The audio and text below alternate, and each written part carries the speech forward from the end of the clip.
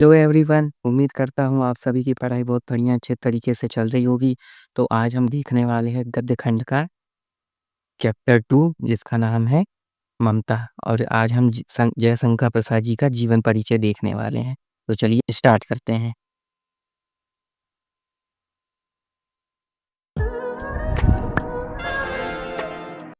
तो सबसे पहले आपको संस्मरणीय के तथ्य लिखना है और उसमें सबसे पहले आपको जन्म स्थान, पिता, अन्य बातें इसी प्रकार से आपको ये लिखना है।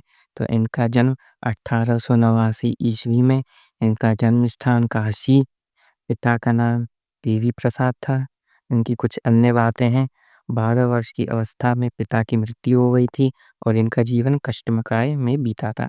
काव्यगत विशेषता इनकी कुछ इस प्रकार है। नए विचार, नई कल्पनाएं हैं। भाषा, आरंभ में ब्रज भाषा इन्होंने सीखी, बाद में खड़ी बोली है। इनकी मृत्यु 1937 में ईस्वी में हुई।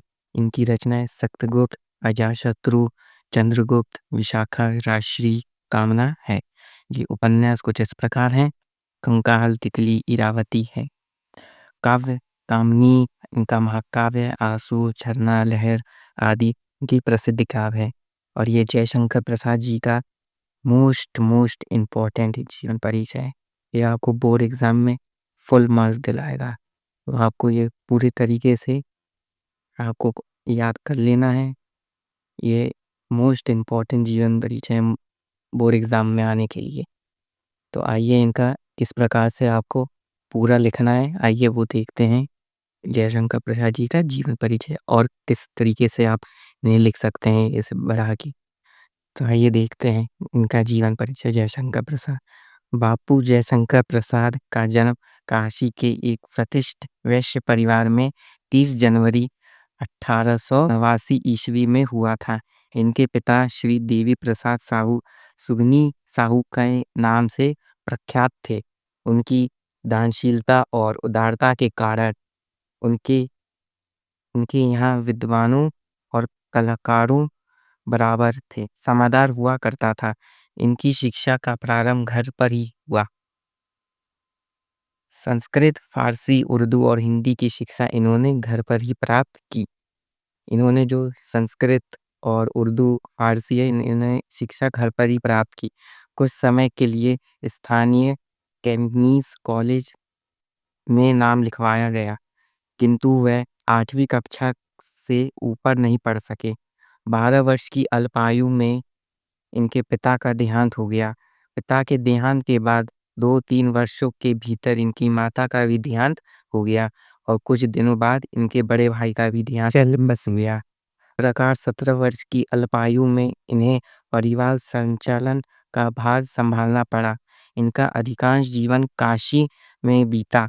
जीवन में 3-4 यात्राएं करने का अवसर इन्हें मिला था, जिनकी छाया इनकी कुछ रचनाओं में प्रतिभाषित होती है।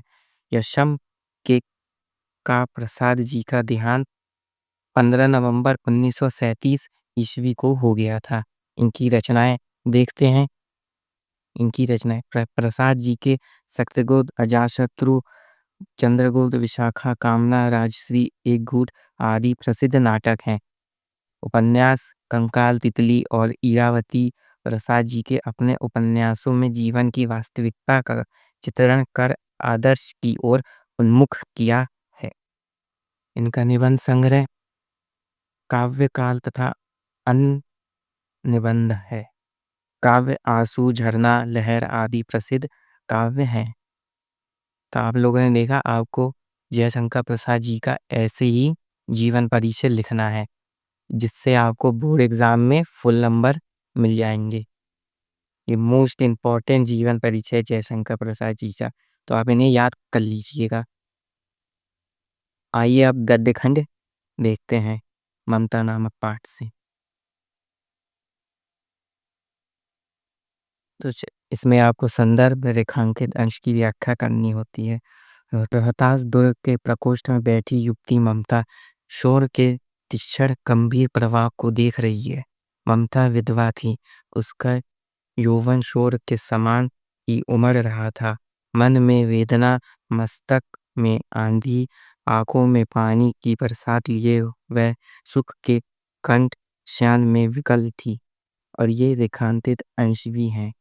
वह रोहतास द्रुपदी के मंत्री चूड़ामणि की एकमात्र दुहिता थी। फिर उसके लिए कुछ भी अभाव होना असंभव था, किंतु वह विधवा थी। हिंदू विधवा इस प्रकार में सबसे तुच्छ निराश्रयकारी हैं। तब उसकी विडंबना का कहाँ अंत था। तो ये मोस्ट इम्पोर्टेंट गद्य खंड में से एक गद्य खंड है। ये आपको तैयार करके ही जाना है। तो आइए इनका 3 इम्पोर्टेंट प्रश्न बनता है, वो भी देखते हैं। पहला प्रश्न संदर्भ लिखना है, ये कौन से पाठ से लिया गया है। दूसरे में रेखांकित अंश की आपको व्याख्या करनी है और तीसरे में गद्यांश में हिंदू विधवा की स्थिति कैसी बताई गई है। आइए इनके उत्तर देखते हैं। पहला उत्तर है संदर्भ लिखना। प्रस्तुत गद्यांश हमारी पाठ्य पुस्तक में संकलित ममता पाठ से उद्धृत किया गया है। इसके लेखक महाकवि जयशंकर प्रसाद जी हैं। लोगों ने देखा ऐसी प्रकार से आपको संदर्भ लिखना है। आइए रेखांकित अंश की व्याख्या करते हैं। नवयुवती ममता हिंदू विधवा थी जिसके लिए आजीवन पूर्व विवाह वर्जित था। उसका यौवन पन्नित शोक नदी के समान पूरे उफान पर था। उसके मन में विधवा होने की कुबरा, मस्तिष्क में विचारों की आंधी, आंखों में विषाद के आंसू बरसात की भांति झर रहे थे। यह सुखों से परिपूर्ण कांटों में वैश्य में पीड़िता अनुभव कर रही थी। अर्थात ममता भौतिक सुखों में रहती हुए भी इस प्रकार बेचैन थी जैसे कांटों की शयन पर लेटा हुआ व्यक्ति पीड़ा से बेचैन रहता है। ये आप लोगों ने रेखांकित अंश की व्याख्या देखी। ये आपको इसी प्रकार से रेखांकित अंश की व्याख्या और संदर्भ लिखना है।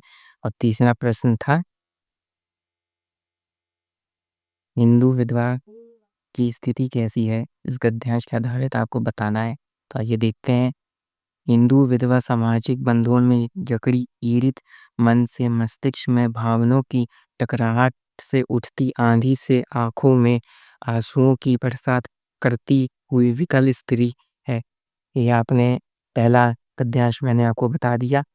तो आइए दूसरा गद्यांश देखते हैं।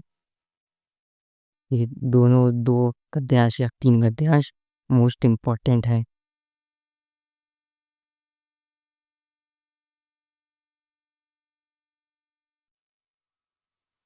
मोस्ट इम्पोर्टेंट है।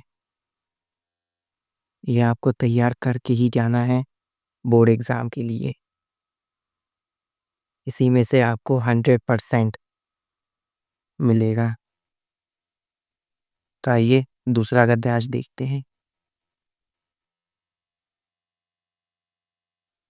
ये भगवान सबके लिए विपत के लिए इतना आयोजन, परम पिता की इच्छा के विरुद्ध इतना साहस, पिताजी क्या भीख ना मिलेगी। क्या कोई हिंदू भी पुनिष्ठ पर न बचा रह जाएगा जो ब्राह्मण को 2 मुट्ठी अन्न दान दे सके। यह असंभव है। फेर दीजिए पिताजी, मैं काँप रही हूँ। इसकी चमक आंखों को अंधा बना रही है। मूर्ख है, कहकर चूड़ामणि चले गए। तो ये आप लोगों ने दूसरा गद्यांश देखा। इसके चलो 3 इम्पोर्टेंट प्रश्न बनते हैं, वो देख लेते हैं। पहला प्रश्न तो सेम है आपका।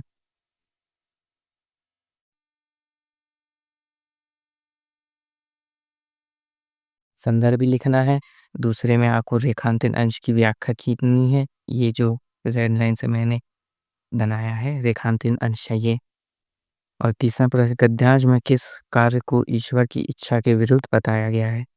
जो इसमें गद्यांश है इसमें बता कौन सा कार्य को ईश्वर की इच्छा के विरुद्ध बताया गया है, इसका आपको उत्तर देना है। तो चलिए उत्तर देख लेते हैं। प्रस्तुत गद्यांश हमारी पाठ्य पुस्तक में संकलित ममता पाठ से उद्धृत किया गया है। इसके लेखक महाकवि जयशंकर प्रसाद है।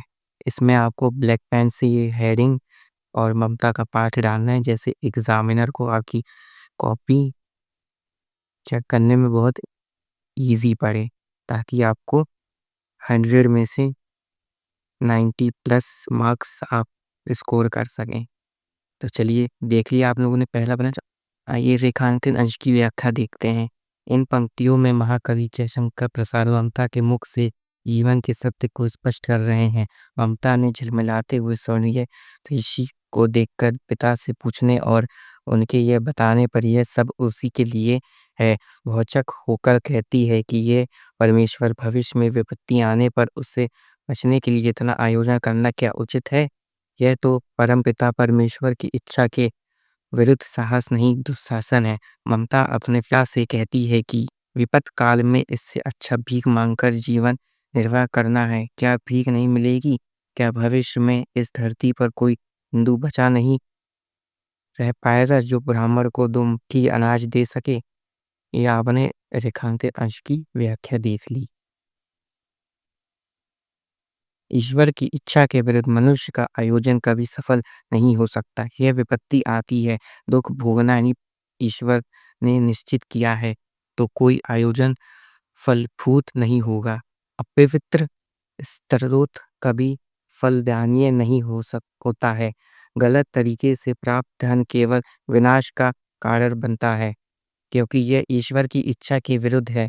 ममता के पिता चूड़ामणि घूस के रूप में स्वर्ण राशि प्राप्त किया था और उसे बताया कि यह विपत्ति के अवसर पर काम आएगा। इसी योजना के ममता ईश्वर की इच्छा के विरुद्ध बता रही है। क्या आप लोगों ने 2 गद्यांश देखे? मैंने आपको 2 गद्यांश मोस्ट इम्पोर्टेंट वाले आपको बता दिए हैं। ये कर लेंगे तो आपको बहुत फायदा होगा। ममता ने मन में कहा, ये कौन दुर्ग है? यही झोपड़ी ना, जो चाहे ले ले, मुझे अपना कर्तव्य करना पड़ेगा। वह बाहर चली आई और मुगल से बोली, जाओ अंदर। थके हुए भयभीत पथिक, तुम चाहे कोई हो, मैं तुम्हें आश्रय देती हूँ। मैं ब्राह्मण कुमारी हूँ, सब अपना धर्म छोड़ दे तो मैं भी क्या छोड़ दूँ? मुगल ने चंद्रमा के मंद प्रकाश में वह महिमा वह मुखमंडल देखा। उसने मन ही मन नमस्कार किया। ममता पास की टूटी हुई दीवार के पास चली गई। भीतर थके मुगल पथिका ने झोपड़ी में विश्राम किया। तो आइए इनके 3 मोस्ट इम्पोर्टेंट क्वेश्चंस देख लेते हैं। पहला क्वेश्चन आपका तो सेम रहेगा, संदर्भ लिखना है। दूसरे में रेखांकित अंश की व्याख्या कर ली। तीसरा प्रश्न आपको हो सकता है अलग ही है। गद्यांश का संदर्भ लिखिए, रेखांकित अंश की व्याख्या कीजिए।